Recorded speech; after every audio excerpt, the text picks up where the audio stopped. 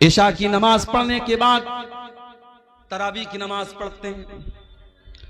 जैसे ही रमजान शुरू होता है ये बहस भी छिड़ जाती है, तरावी 8 रकात पढ़ी जाए कि 20 रकात पढ़ी जाए। कोई 8 को सही कहता है, कोई 20 को सही कहता है। लेकिन एक बात से कोई इनकार नहीं कर पाएगा कि अल्लाह के नबी ने जो 3 दिन तरावी पढ़ाई थी वो 8 ही रकात आपने पढ़ाई थी।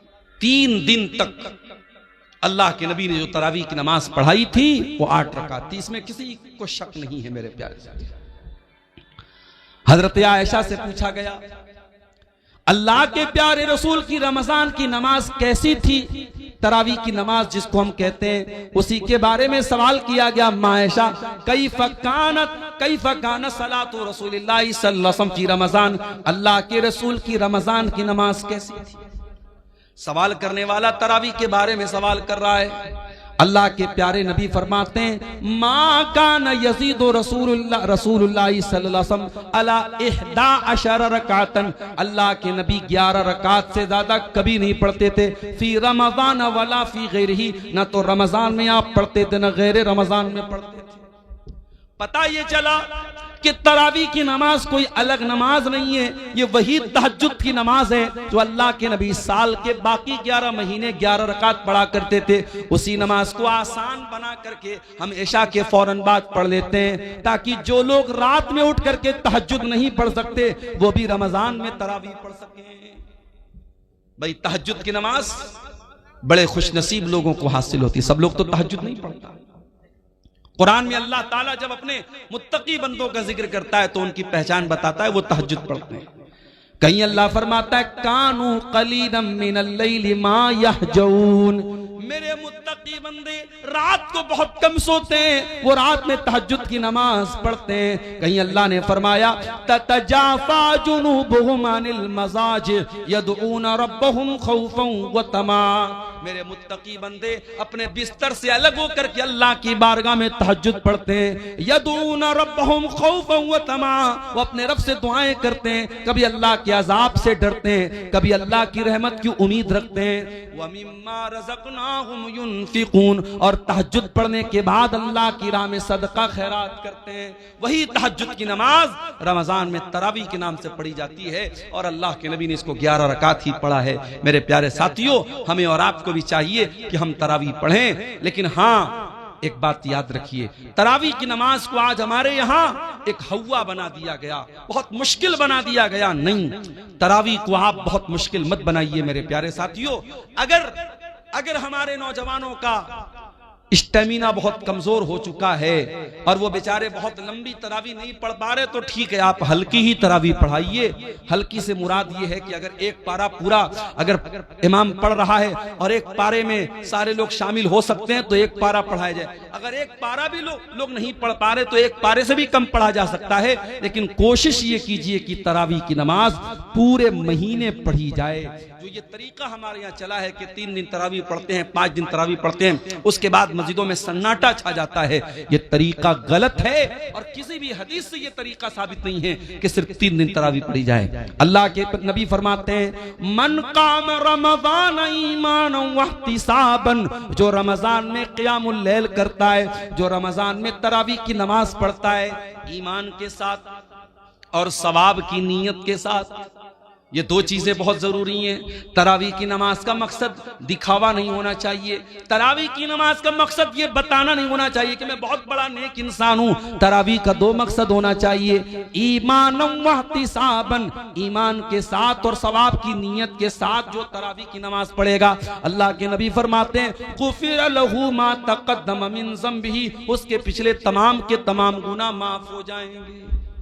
और ये भी याद रखिए, अभी आज एक फोन मेरे पास आया, मौलाना मैं एक जगह ड्यूटी कर रहा हूं, 12 बजे रात तक मेरी ड्यूटी है, मैं ड्यूटी से आने के बाद जमात तो मुझे नहीं मिलेगी, क्या मैं अकेले तरावी की नमाज पढ़ सकता हूं? मैंने कहा आप पढ़ सकते हैं, जायज है, लेकिन ये बात याद रखिए कि तरावी की नमाज जमात से पढ़ना अफजल है, जमात से पढ़ना अफजल और बेहतर है। इसलिए कि अल्लाह के नबी ने फरमाया, मन कामा मअल इमामी हत्ता यंसरिफ कुतिब लहू क़ियामुल लैला, जो इमाम के साथ क़ियामुल लैल करता है, जो इमाम के साथ तरावी की नमाज पढ़ता है, उसको पूरी रात तहज्जुद पढ़ने का सवाब मिलता है। इसलिए मेरे भाइयों, मस्जिद में तरावी का एहतमाम करो और औरतों के लिए भी इंतजाम करो ताकि माएं बहनें भी इस सवाब में शामिल हो सके।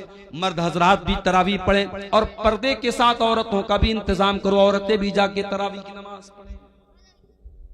और आगे बढ़िए, तरावी आपने पढ़ ली, रात में सो गया, सुबह 4 बज गए, आपकी बीवी ने आपको उठाया, उठिए। आपने कहा अरे 4 बज रहा है, तो मुझे क्यों उठा रही है? बीवी ने कहा शायद आप भूल गए, आज पहला रोजा है, चलिए सहरी कर लीजिए। आप उठे, ब्रश किया आपने, मुंह धोया आपने, दस्तरखान पे बैठ के बीवी ने जो सहरी में बनाया था वो सहरी आप खाने लगे। 4 बजे सुबह आपने तो कभी नाश्ता नहीं किया था, आप तो सुबह 8-9 बजे नाश्ता करते थे। ये 4 बजे कौन सा नाश्ता हो रहा है? इसको सहरी बोलते हैं। और ये सहरी बड़ी बरकत वाला खाना है। अल्लाह के नबी फरमाते हैं, तसहरू फइन्न फिस्सहूरी बरका, सहरी खाया करो, सहरी में बरकत है। सहरी के बगैर भी आप रोजा रखेंगे हो जाएगा, मगर सहरी खा के रोजा रखेंगे तो बदन में ताकत रहेगी। इसीलिए बहुत सारी जगहों पे सहरी में ताकत की चीजें खाते हैं। हमारे बनारस में वो मेवा वगैरह डाल करके उसमें मखाना भी होता है और बादाम भी होता है, काजू भी होता है, वो सब डाल के एक आइटम बनाते हैं, उसको हरीरा बोलते हैं। कहीं हरीरा बोलते हैं, कहीं तुर्री बोलते हैं, पता नहीं आपके सीमांचल में भी कुछ ऐसा बनता होगा। तो आप सहरी में इस तरीके की चीजें जब खा लेते हैं तो फिर पूरे दिन एक एनर्जी रहती है बदन में। अगर आप सहरी नहीं खाएंगे, मान लीजिए कोई सोया रह गया, रात में बेचारा वो इरादा करके सोया तो मैं सुबह सहरी करके रोजा रखूंगा, लेकिन नींद नहीं खुल पाई और फजर का टाइम हो गया और तब उसकी नींद खुली, तो रोजा वो रखेगा कि नहीं रखेगा? रोजा रखेगा, रोजा हो जाएगा। मगर जब बगैर कुछ खाए पिए रोजा रखेगा तो कमजोरी रहेगी। इसलिए सहरी जरूर करना चाहिए। हमने सुबह 4 बजे सहरी कर ली, 5 बजे फजर की अजान होने वाली है, हमने 10 मिनट में 15 मिनट में सहरी कर ली। अब हमारे पास 45 मिनट का टाइम अभी अजान तक बचा है। हमने सोचा बिस्तर पे चल के थोड़ा आराम कर लेते हैं। जैसे ही बिस्तर पे आराम करने गए, नींद आ गई और फजर की नमाज हमारी बिस्तर पे चली गई। ये तरीका गलत है मेरे भाई, बिल्कुल गलत है ये तरीका।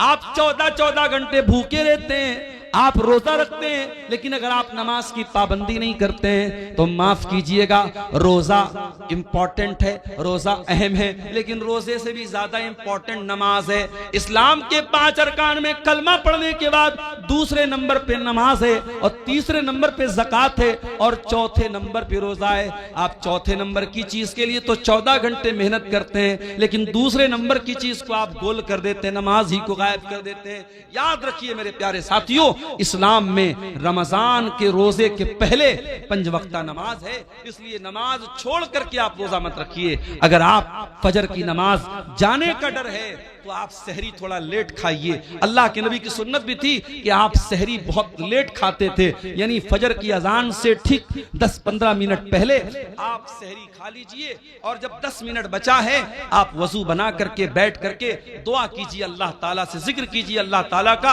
और फजर की नमाज पढ़ने के बाद ही आप सोइए ताकि आपकी नमाज न छूटने पाए मेरे साथ। और आगे बढ़िए, आपने सहरी खाई, फजर की नमाज आपने पढ़ ली, उसके बाद आपको मगरिब की अजान तक कुछ खाना नहीं है। दोपहर का टाइम आया, जोहर की नमाज पढ़ने के लिए आप मस्जिद में आए, सुबह 5 बजे आपने पानी पिया था, आपका हलक बिल्कुल सूख करके कांटा हो चुका है। जोहर की नमाज के लिए आपने वजू बनाना स्टार्ट किया, आपने वजू में कुल्ली के लिए मुंह में पानी डाला, पानी आपके मुंह में गया। आप अगर चाहें तो पानी के 2-4 कतरे हलक के नीचे डाल के हलक को गीला कर लें, हलक को तर कर लें, हलक तो सूख करके कांटा हो गया है, 2-4 कतरे पानी के चले जाएं तो कौन देखने वाला है? न कोई कैमरा वहां लगा है, न बगल वाले को पता चलेगा, न इमाम साहब को पता चलेगा, न मौलवी साहब को पता चलेगा। लेकिन कोई ताकत है, कोई पावर है जो आपको ऐसा नहीं करने दे रहा है।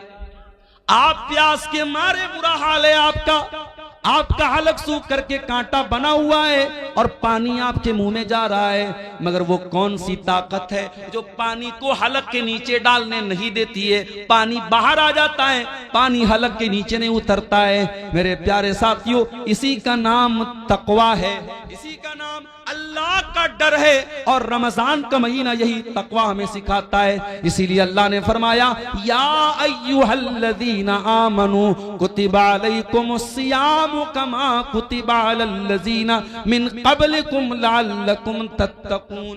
ऐ ईमान वालो, हमने तुम पर रमजान का रोजा फर्ज किया है ताकि तुम मुत्तकी बन जाओ, ताकि तुम अल्लाह से डरने वाले बन जाओ, ताकि तुम हराम चीजों से बचने वाले बन जाओ। रोजे की हालत में खाना नहीं खा सकते, पानी नहीं पी सकते, बीवी से मिल नहीं सकते, बीवी के साथ रोमांस कर सकते हैं, गले लग सकते हैं, बीवी को टच कर सकते हैं, लेकिन अगर डर वो इस बात का कि बीवी से ज्यादा करीब होंगे तो हो सकता है कि बीवी के साथ सोहबत हो जाए। जिसको इस बात का डर हो वो बीवी से बहुत ज्यादा करीब भी ना जाए। रोजे की हालत में आप इंजेक्शन भी लगवा सकते हैं, लेकिन शर्त यह है कि ताकत का इंजेक्शन ना हो, ग्लूकोज का इंजेक्शन ना हो। नॉर्मल इंजेक्शन भी आप लगवा सकते हैं। रोजे की हालत में आप कान में ड्रॉप भी डाल सकते हैं, आंख में ड्रॉप भी डाल सकते हैं, हाँ, नाक में कोई दवा नहीं डालेंगे। रोजे की हालत में आप खून की जांच भी करवा सकते हैं, लेकिन हाँ, खून चढ़वा नहीं सकते, खून दे नहीं सकते, खून ले नहीं सकते। खून इसलिए नहीं दे, खून लेंगे तो बदन में एक ग़िज़ा आ जाएगी, वो जायज नहीं है। रोजे की हालत में बदन को ग़िज़ा पहुंचाना जायज नहीं, और खून किसी को देंगे तो कमजोरी बहुत ज्यादा आ जाएगी, रोजे पर इफेक्ट पड़ेगा, इसलिए खून देना भी ठीक नहीं रोजे की हालत में। रोजे की हालत में आप अगर भूल करके कुछ खा गए, नबी अकरम ने फरमाया, अगर भूल चूक करके तुम्हारे मुंह में कुछ चला गया, खा लिया, तो जैसे ही याद आ जाए फौरन बाज आ जाओ। और तुमने जो भूल करके खा लिया पी लिया, उससे तुम्हारे रोजे पर कोई फर्क नहीं पड़ा, बस ये समझो कि तुमको अल्लाह ने खिला दिया। अब मान लो आप घर में आए, प्याले में दाल रखी हुई थी, आपने थोड़ी सी दाल पी ली, फिर आपको याद आया, अरे भाई अभी तो रमजान शुरू हो गया है। फिर आपको अब्दुल गफ्फार साहब की तकरीर भी याद आ गई, उन्होंने कहा था अल्लाह ताला खिला रहा है, आपने पूरी गटागट पूरी दाल आप पी गए। ये नहीं कर देना भाई, वरना मसला फंस जाएगा, बदनाम मैं हो जाऊंगा। जितना चला गया, जितना गलती से भूल से आपने खा लिया, बस वहीं स्टॉप हो जाओ। जैसे ही याद आ गया मैं रोजा, अच्छा अब ये भी है, बाज लोगों को याद कब आता है जब पूरा खा पी के डकार लेते अल्हम्दुलिल्लाह, उसके बाद उनको याद आता है कि हाँ मैं रोजा हूं। तो इतनी कमजोर याददाश्त भी आपकी नहीं होनी चाहिए। रोजे की हालत में अगर भूल करके आपने खा लिया तो कोई गुनाह की बात नहीं। इसी तरीके से आप सुबह सहरी कर रहे थे, आप चाय पी रहे थे, आप दूध पी रहे थे, उतने में अजान शुरू हो गई, तो बर्तन में जितना दूध है, जितनी चाय है, उसको आप कंप्लीट कर लीजिए, उस पर अल्लाह ताला की आपकी कोई पकड़ नहीं होगी।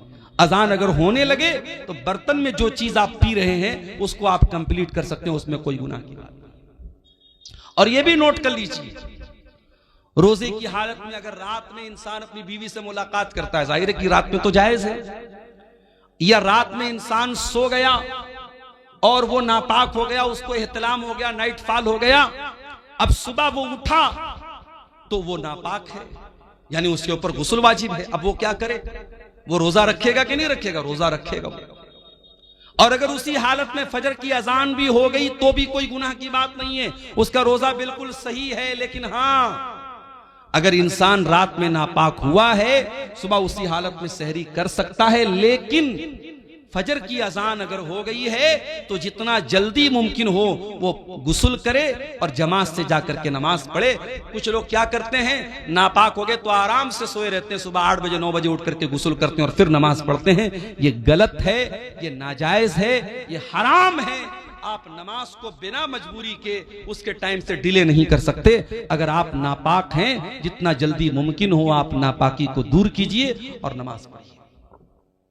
और यह भी याद रखिए, अगर फजर के 1 मिनट पहले भी औरत अगर हैज में थी और पाक हो गई, 1 मिनट पहले भी, मान लीजिए कि अगर 5:15 पे फजर की अजान हो रही है और 5:14 पर औरत को यह लगा कि मैं पाक हो गई हूं, मेरा हैज आना बंद हो गया, पीरियड आना बंद हो गया मेरा, तो उस दिन का रोजा वो रखेगी, उस दिन का वो रोजा रखेगी और फौरन वो गुस्ल करके फजर की नमाज भी पढ़ेगी। हां, अगर इसका उल्टा हो जाए, अगर फजर की अजान के 1 मिनट के बाद भी अगर औरत को जो है वो हैज आ जाए, तो वो उस दिन का रोजा नहीं रखेगी, वो नापाक मानी जाएगी, वो जितने दिन पीरियड में रहेगी वो रोजा नहीं रखेगी। अगर मगरिब की अजान के 1 मिनट पहले भी उसको हैज आ गया, तो वो रोजा उसका काउंट नहीं होगा, उस रोजे को वो बाद में पूरा करेगी, वो रोजा उसका पूरा नहीं माना जाएगा। ये मसले हैं, इसकी भी जानकारी हमको कर लेना जरूरी है। शाम का टाइम आया, आपने, बीवी आपकी कमरे में आती है, वही बीवी जो आपके लिए सर से पैर तक हलाल है, आपने रोजे की हालत में अपने आप को कंट्रोल किया है, बीवी के करीब नहीं जा रहे, आपको बहुत तेज भूख लगी, आपके घर में खाने पीने के बहुत सारे आइटम रखे हुए हैं, लेकिन आप उन चीजों को नहीं खा रहे, आपको प्यास लगी, आप कोई चीज पी नहीं रहे, ये रोजा हलाल चीजों को आपसे छुड़वा रहा है। खाना हलाल है लेकिन आप खाना नहीं खा रहे, पानी हलाल है लेकिन पानी नहीं पी रहे, बीवी हलाल है लेकिन बीवी के करीब नहीं जा रहे। मेरे प्यारे साथियों, ये रोजा हमें ये सबक दे रहा है, ऐ रोजा रखने वाले, अगर तू अल्लाह के हुक्म पर हलाल चीजों को छोड़ सकता है तो तू हराम को भी छोड़ सकता है, और अगर तू हलाल को छोड़ता है और हराम को नहीं छोड़ता है तो फिर तेरे रोजा रखने का कोई मतलब नहीं है। कुछ लोग क्या करते हैं, दिन भर तो रोजा रखते हैं और मगरिब की जैसे ही अजान होती है, इफ्तार करने के बाद पहले सिगरेट का धुआं निकालते हैं, पहले बीड़ी का धुआं निकालते हैं। अरे अल्लाह के बंदे, अगर तुझे सिगरेट इतनी प्यारी है और बीड़ी इतनी प्यारी है कि तू मगरिब की अजान का वेट कर रहा था, तो इससे तो बेहतर था तू रोजा ही ना रखता, तू रोजा ही ना रखता। तू अल्लाह के लिए हलाल चीजों को छोड़ने को तैयार है तो तू हराम को नहीं छोड़ सकता। मेरे प्यारे साथियों, रमजान हमें चेंज करने के लिए आया है, रमजान हमारे अंदर परिवर्तन लाने के लिए आया है। रमजान ने हमारे सोने का, खाने का, पीने का टाइम चेंज कर दिया है। जो रमजान हमारे खाने पीने सोने का टाइम चेंज कर सकता है, वो रमजान हमारी बुरी आदतों को भी चेंज कर सकता है। वो बीड़ी पीने वालों, वो सिगरेट पीने वालों, वो शराब पीने वालों, मोबाइल पर गंदी चीजें देखने वालों, वो बेपर्दा रहने वाली लड़कियों, वो गलत ताल्लुकात में फंसने वाले नौजवानों, अगर अपनी गंदी आदतों से पीछा छुड़ाना है तो उसका बेहतरीन मौका है रमजान। रमजान तौबा का महीना है मेरे साथी। तौबा का मतलब क्या होता है? तौबा कहते किसको है अरबी ज़बान में? तौबा का मतलब होता है यू टर्न ले लेना। आप गाड़ी लेके जा रहे हैं, आपको वापस दोबारा उसी रास्ते पर वापस होना है, आप गाड़ी को दोबारा घुमाएंगे, यू टर्न लेंगे, इसको तौबा कहते हैं। इसका मतलब ये हुआ कि जब इंसान सही रास्ते से भटक जाए तो वो तौबा करे ताकि दोबारा सही रास्ते पर आ जाए। मेरे प्यारे साथियों, अगर आपको तौबा करना है, अल्लाह के रास्ते पे वापस आना है, तो रमजान उसके लिए बेहतरीन मौका है। अल्लाह से सच्ची तौबा कीजिए मेरे साथियों। 4 दिन की जिंदगी है, हम नहीं जानते पूरा रमजान भी हमको नसीब होगा कि नहीं होगा, नहीं मालूम किसी दिन हार्ट अटैक आ जाए, इंतकाल हो जाए, नहीं मालूम किसी दिन बाइक से जा रहे हो कोई एक्सीडेंट हो जाए, बाइक से गिर के हम मर जाएं, नहीं मालूम कार से जा रहे हो कार किसी खाई में चली जाए, अल्लाह को प्यारे हो जाए। हमें तो ये भी नहीं मालूम कि कब मरेंगे, कहां मरेंगे। 5 चीजों का इल्म तो सिर्फ अल्लाह ताला के पास है।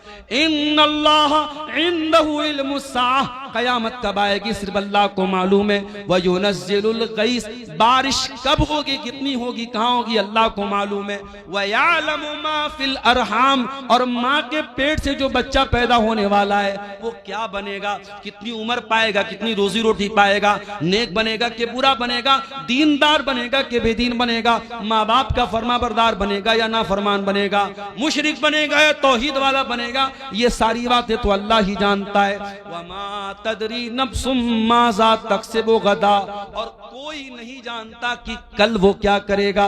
वमा तदरी नफ्सुम बिअय्यि अर्दिन तमूत, और कोई नहीं जानता कि वो कहां मरेगा, कब मरेगा छोड़ दो, कहां मरेगा इसकी भी कोई गारंटी नहीं।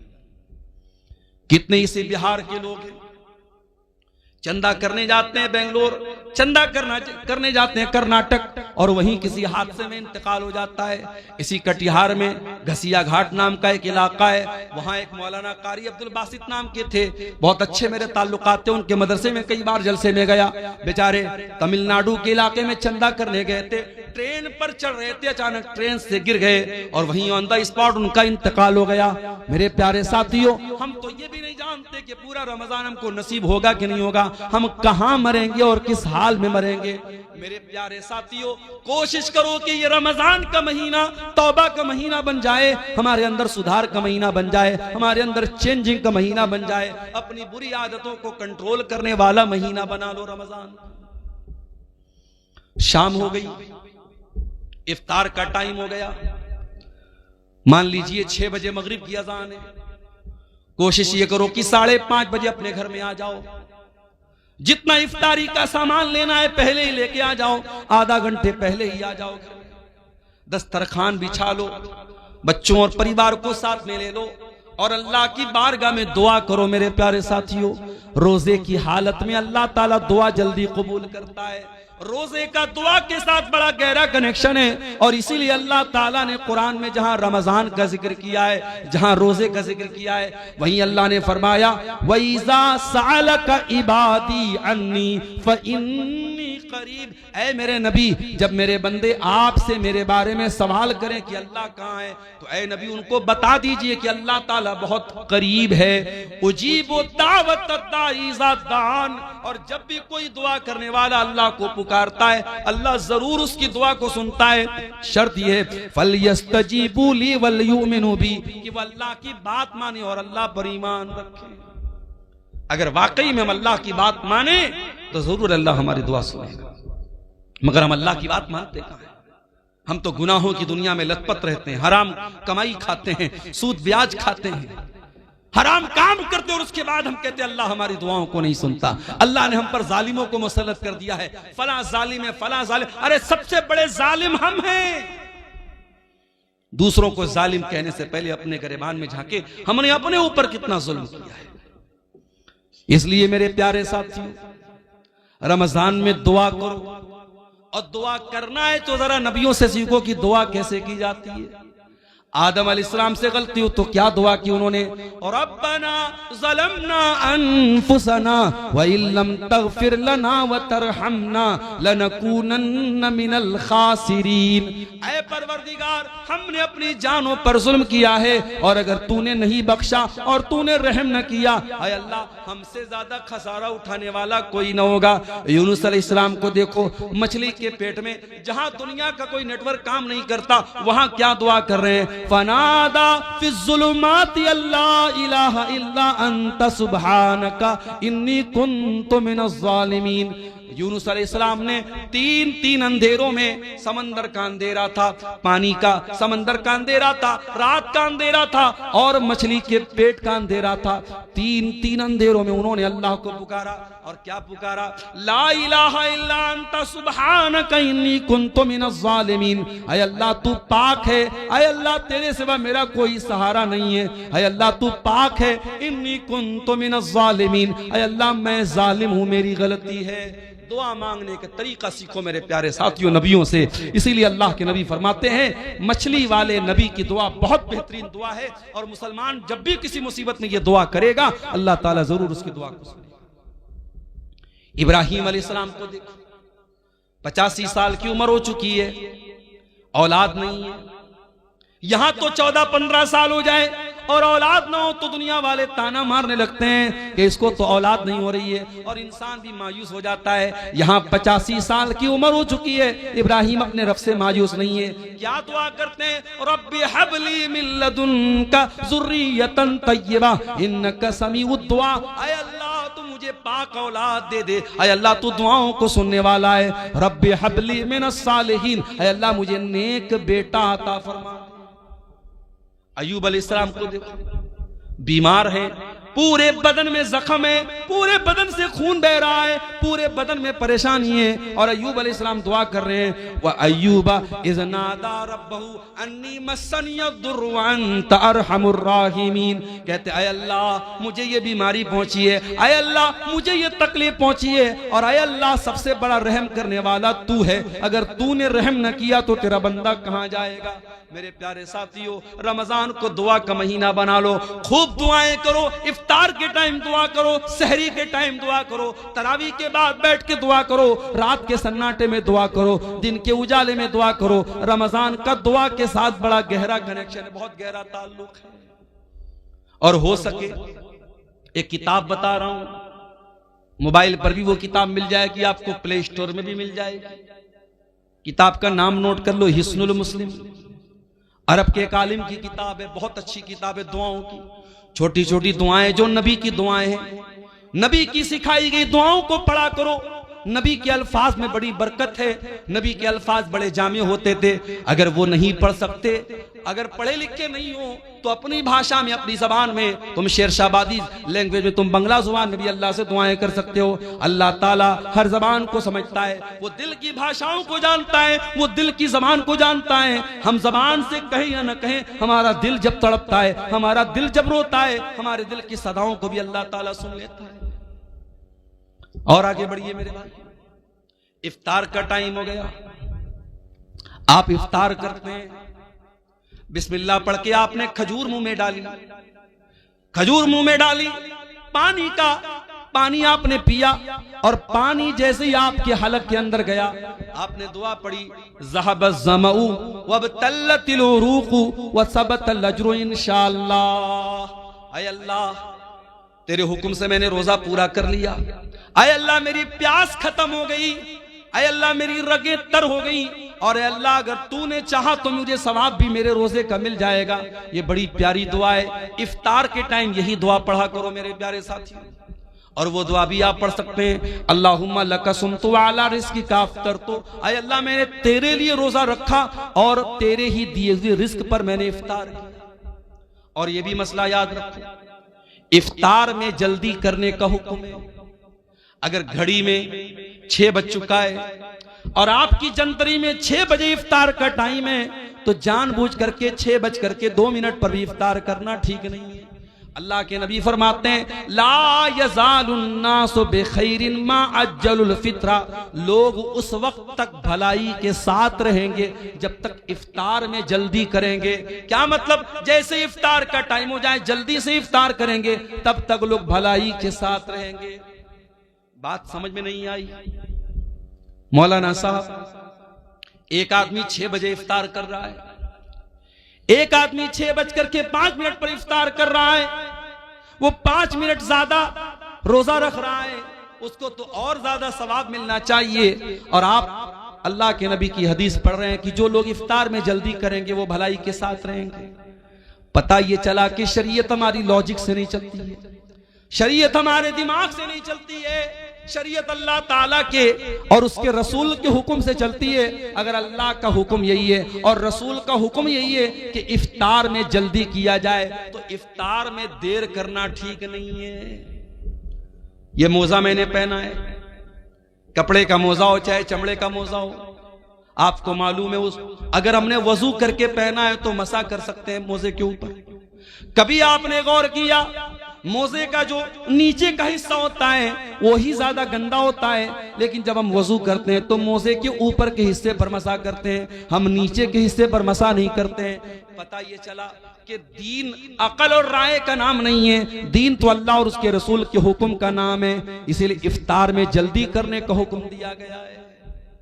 और ये भी नोट कर लो मेरे भाई, आज जैसे ही रमजान का महीना आता है, मर्दों की डिमांड क्या होती है, 20 तरीके का आइटम बनाया जाए। हो सकता है कि आपके शेरशाबादी समाज में शायद उतनी वैरायटी ना होती हो, लेकिन आप अगर बनारस चले जाएं, आप लखनऊ चले जाएं, आप हैदराबाद चले जाएं, आप मुंबई चले जाएं, तो इफ्तार के दस्तरखान पे आपको 20 तरीके के आइटम मिलेंगे।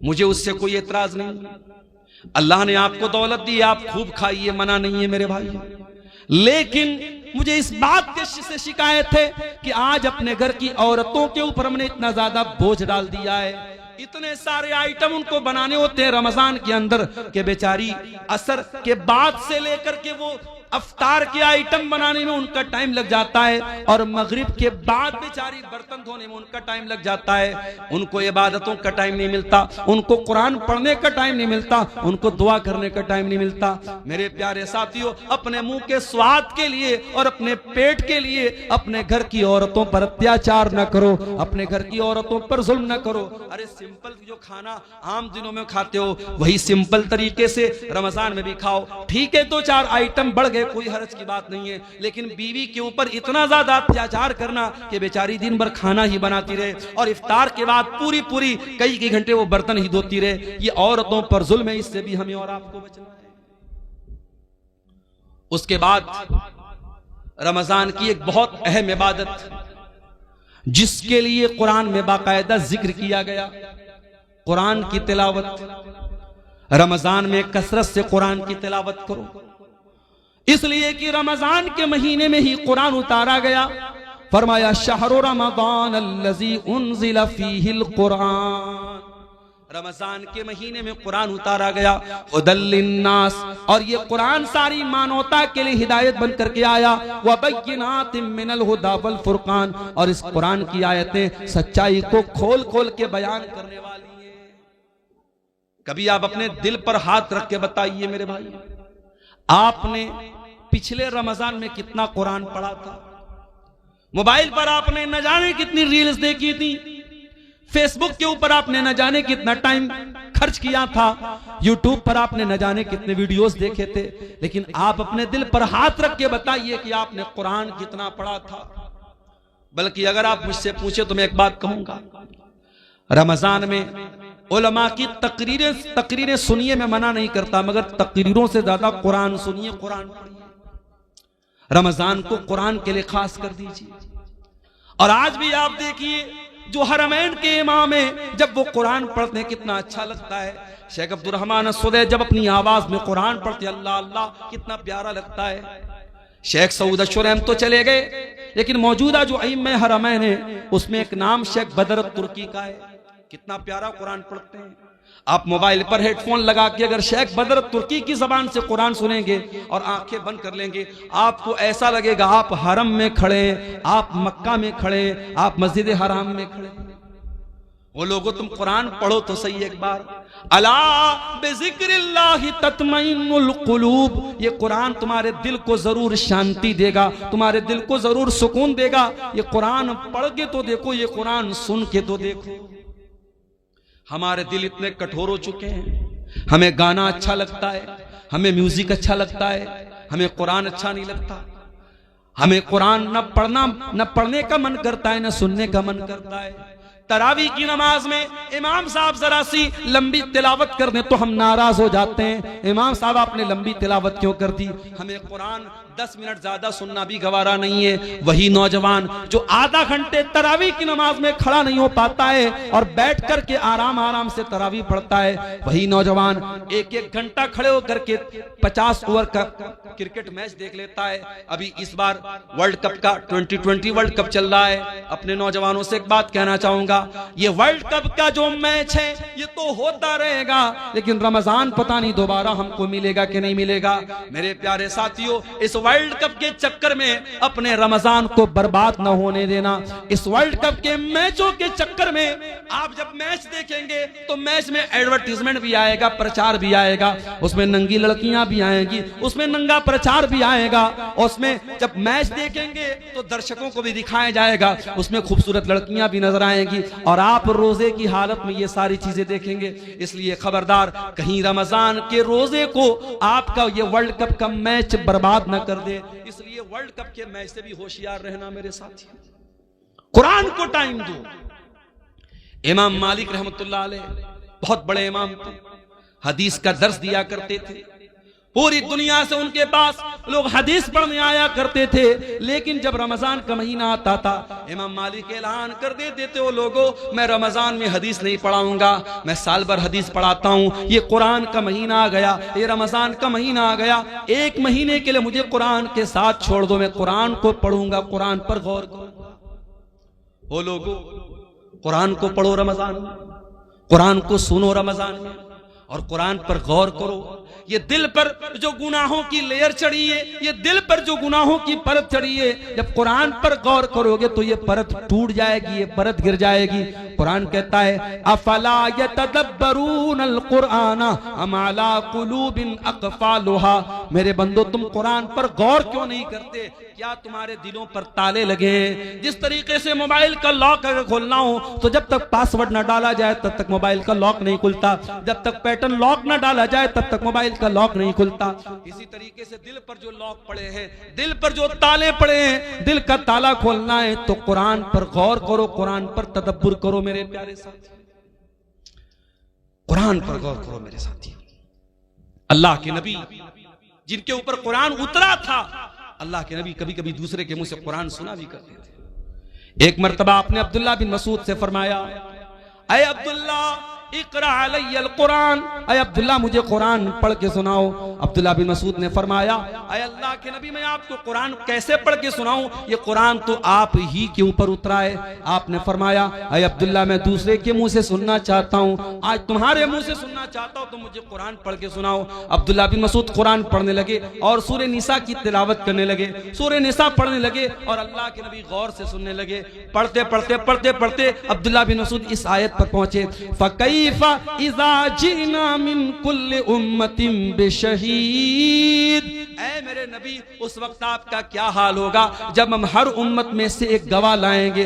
वजीना बिका ला हाउलाई शहीदा, और ऐ नबी हम आपकी उम्मत पर आपको गवाह बनाएंगे। जब अब्दुल्ला बिन मसूद इस आयत के ऊपर पहुंचे, उन्होंने कहा, वो कहते हैं कि अल्लाह के नबी ने मुझसे कहा बस करो, ऐ अब्दुल्ला बस करो। मैंने नजरें उठा के देखा, मैंने क्या देखा, फैज़ा ऐनाहु तज़रिफान, अल्लाह के नबी की दोनों आंखों से आंसू बह रहे थे, अल्लाह के रसूल रो रहे थे, ज़ारो कतार आप रो रहे थे। वो जो कयामत के दिन आपके कंधे पे जिम्मेदारी डाली जाएगी, उस जिम्मेदारी को सोच के आप रो रहे थे। ओ मुसलमानों, तुम्हारे नबी तो अपनी जिम्मेदारी का ख्याल करके रो रहे हैं, तुम्हें अपनी जिम्मेदारी का ख्याल कब आएगा?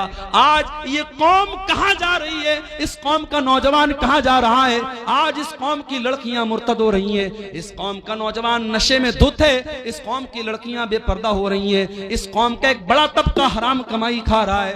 वो लोगों तुम्हें कोई चिंता नहीं है, तुम्हारे दिमाग में कोई टेंशन नहीं है। तुम्हारे नबी तो यही टेंशन लेके दुनिया से चले गए। तुम्हारे नबी को तो एक ही टेंशन थी, फलअल्लक बाखिउन नफ्सका अला आथारिहिम इल्लम युमिनु बिहाज़ल हदीस असफा। ऐ मेरे नबी आपको इतनी टेंशन है, आपको इतनी चिंता है लोगों के ईमान लाने की, कहीं इस टेंशन में आप जान न दे दे। आपके नबी को तो इतनी टेंशन थी, मगर आपको कोई टेंशन नहीं है। अल्लाह के प्यारे नबी उस जिम्मेदारी का एहसास करके रोने लगे, कुरान सुन करके रोने लगे। मेरे साथ कुरान सुनो तो सही अच्छे कारी की आवाज में, खासतौर से जो अफ्रीकन कारी होते हैं। उसमें एक कारी है, कभी यूट्यूब पर सर्च मारिएगा, सूफी अब्दुल रशीद नाम है उनका, ये शायद उधर अफ्रीका वगैरह कहीं के हैं। आवाज बिल्कुल नॉर्मल है, लेकिन जब कुरान पढ़ते हैं दिल में जाके लगता है मेरे साथी, बड़ा प्यारा कुरान पढ़ते। सूफी अब्दुल रशीद नाम है। अच्छे कारी की आवाज में आप कुरान सुनिए, आप ये गाने बजाने भूल जाएंगे। दिल पर जो असर पड़ेगा मेरे साथियों, मैं बयान नहीं कर सकता उसको। रमजान को कुरान का महीना बनाइए मेरे साथियों, और आगे बढ़िए। एक और काम अल्लाह के नबी करते थे रमजान में। अब्दुल्ला बिन अब्बास कहते हैं अल्लाह के नबी रमजान में बहुत ज्यादा सखावत किया करते थे, अल्लाह की राह में दान दिया करते थे। आज भी मुसलमान अपने माल की ज़कात इसी रमजान के महीने में निकालता है।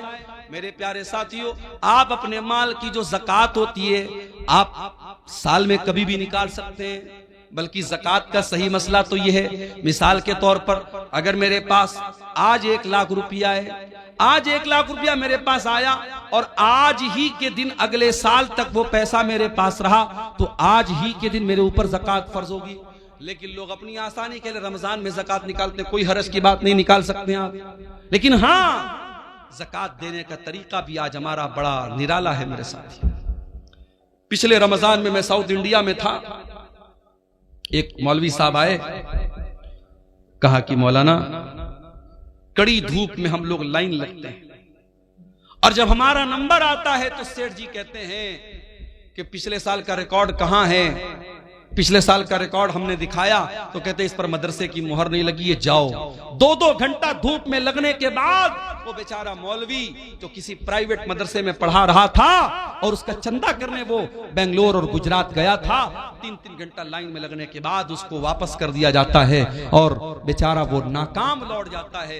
ये हालात देख करके मेरे साथियों खून के आंसू रोने का दिल चाहता है। ये ज़कात कोई टैक्स नहीं है जिसे वसूलने के लिए लोगों के दरवाजों पर जाया जाए। होना तो ये चाहिए था, ज़कात देने वाले खुद ऐसा सिस्टम बनाते कि जहां ज़कात के हकदार हैं ज़कात वहां तक पहुंचती। यहां तो बेचारे मौलवी धक्के खा खा के ज़कात वसूल रहे हैं। मेरे प्यारे साथियों, अपने माल की ज़कात निकालो और सही तरीके से अपने माल की ज़कात निकालो। अगर आपके पास 85 ग्राम सोना है, अगर आपके पास 595 ग्राम चांदी है, अगर आपके बैंक बैलेंस में आपके पास कैश रकम में इतना पैसा है जो 595 ग्राम चांदी के बराबर है, तो आपके पास अगर वो माल 1 साल तक रहता है तो उसकी ज़कात आपको देना है। और ऐ मेरी प्यारी माओ बहनों, ये भी याद रखिए, आपने सोने का जो जेवर पहना हुआ है और आपने अलमारी में जो रखा हुआ है वो सब पर आपको ज़कात देना है। कोई ये ना सोचे कि जो मैं पहनती हूं उस पर ज़कात नहीं देना है, सब पर आपको ज़कात देना है। और अगर आपने अपने सोने चांदी की ज़कात नहीं निकाली तो अंजाम क्या होगा? अल्लाह फरमाता है, वल्लज़ीन यक्निज़ून अज़्ज़हब वल-फ़िज़्ज़ा वला युनफ़िक़ूनहा फ़ी सबीलिल्लाहि फ़बश्शिरहुम बिअज़ाबिन अलीम। जो लोग सोना चांदी इकट्ठा करते हैं और उसकी ज़कात नहीं निकालते हैं, उनको दर्दनाक अज़ाब दिया जाएगा। यौमा युहमा अलैहा फी नारी जहन्नम फतुक्वा बिहा जिबाहुहुम व जुनूबुहुम व ज़ुहूरुहुम। क़यामत के दिन वही सोना चांदी जहन्नम की आग में तपाया जाएगा, उससे उनकी पेशानी को दागा जाएगा, उससे उनके पहलू को दागा जाएगा, उससे उनकी पीठ को दागा जाएगा और कहा जाएगा, हाज़ा मा कनज़्तुम लिअन्फुसिकुम फज़ूक़ू मा कुन्तुम तकनिज़ून। ये सोना चांदी जिसकी तुमने ज़कात नहीं निकाली थी, आज उसको अल्लाह ताला ने जहन्नम की आग बना दिया है, आज अजाब का मजा चखो। मेरे प्यारे साथियों, इसलिए अपने माल की सही ज़कात निकालिए और ये बात याद रखिए, ज़कात कोई टैक्स नहीं है। ज़कात आपके माल के मैल कुचैल को पाक करती है। ज़कात हमारे माल की बरकत को खत्म नहीं होने देती है, आपके माल की सुरक्षा करती है, आपके माल की हिफाजत करती है। इसीलिए अल्लाह कुरान में अपने नबी से कहता है, खुज़ मिन अम्वालिहिम सदक़तन तुतहिरुहुम व तुज़क्कीहिम। ऐ नबी, आप लोगों के माल में से ज़कात लीजिए, ये ज़कात उनके माल को पाक करेगी। बिजनेसमैन लोगों से एक बात कहना चाहता हूं, बिजनेसमैन के पास जितना भी माल तिजारत है उस पर उसको ज़कात देना है। मिसाल के तौर पे अगर हमारे दुकान में 10 लाख का माल है तो 10 लाख के माल पे हमको ज़कात देना है। हाँ, मार्केट से जो पैसा हमको लेना है उसको हम माइनस करेंगे और मार्केट में जो पैसा हमको देना है वो माइनस करेंगे, जो लेना है उसको प्लस करेंगे और पूरे माल तिजारत को ऐड करके उसकी ज़कात हमें निकालना है। इसी तरीके से अगर आपने कोई जमीन खरीदी है और आपने जमीन इस मकसद के लिए खरीदी है कि जमीन का दाम बढ़ जाएगा तो हम बेच देंगे, अगर आपने जमीन को बेचने के मकसद से लिया है तो उस जमीन की भी आपको ज़कात देना पड़ेगा। हाँ, अगर आपने जमीन लिया है मकान बनाने के लिए, बच्चों के रहने के लिए, तो उस पर आपको ज़कात नहीं देना है। अपनी जरूरत की चीजों पर भी आपको ज़कात नहीं देना है। 1.5 लाख का मोबाइल आता है, एप्पल का आईफोन आता है, सैमसंग का अल्ट्रा आता है, 1.25 लाख का 1.5 लाख का मोबाइल आता है। 1.5 लाख के मोबाइल पर आपको कोई ज़कात नहीं देना है। 10 लाख की आपके पास 40 लाख की कार है, कार पे आपको कोई ज़कात नहीं देना है।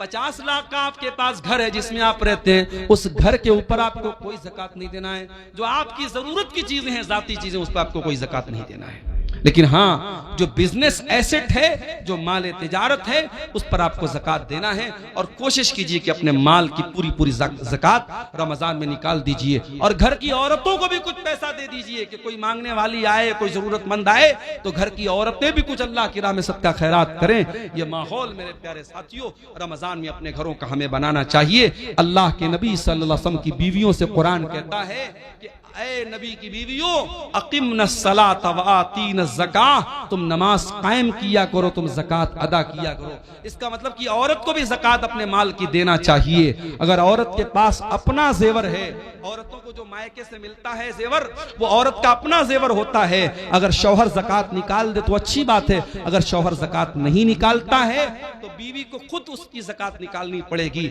अगर अपना जेवर बेच के भी निकालना पड़े तो देना पड़ेगा। ज़कात दिए बगैर चारा नहीं है। और अगर हम जानबूझ के ज़कात नहीं निकालेंगे, अल्लाह के यहाँ बहुत दर्दनाक अजाब होगा। मेरे प्यारे साथियों, रमजान के इस मुबारक महीने में एक काम हमें और करना रहता है, जिसको एतिकाफ बोलते हैं।